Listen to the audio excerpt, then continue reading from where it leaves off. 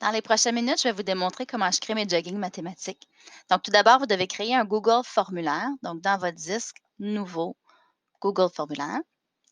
C'est très important de bien nommer votre formulaire pour que ça soit plus facile pour vous et pour vos élèves de se retrouver.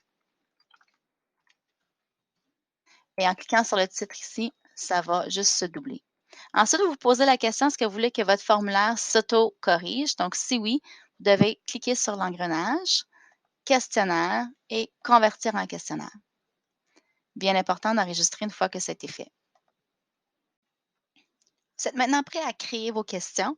Donc, sous jogging, fraction numéro 1, c'est écrit description du formulaire. Donc, on pourrait donner des consignes aux élèves à cet endroit ou des informations par rapport à la tâche qui est à effectuer. Ensuite, je vous suggère de vous limiter dans le nombre de questions que vous allez poser parce que vos élèves, vous voulez qu'ils aient le temps de répondre et de soumettre leur réponse à l'intérieur de votre période de cours.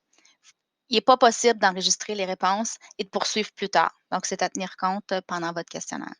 Je vous suggère de créer une section par question.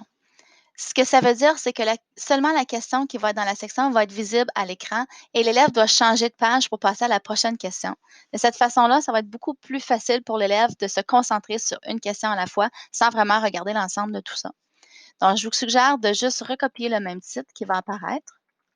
Et là, vous êtes maintenant prêt à écrire votre question. Si c'est un questionnaire qui s'auto-corrige, il faut vraiment bien choisir le type de question qu'on va poser. Par exemple, si on choisit un questionnaire où l'élève doit répondre avec des paragraphes, mais c'est impossible pour nous de deviner tout ce que l'élève va répondre et le mettre dans la clé de correction. Tandis que si je fais une réponse à choix multiple, mais il y a une réponse qui est la bonne et ça va être beaucoup plus facile à valider de cette façon-là. Les réponses courtes aussi, si c'est possible en mathématiques, ça va quand même bien. Si l'élève doit répondre un nombre, on a juste à écrire ce nombre-là dans la clé de correction.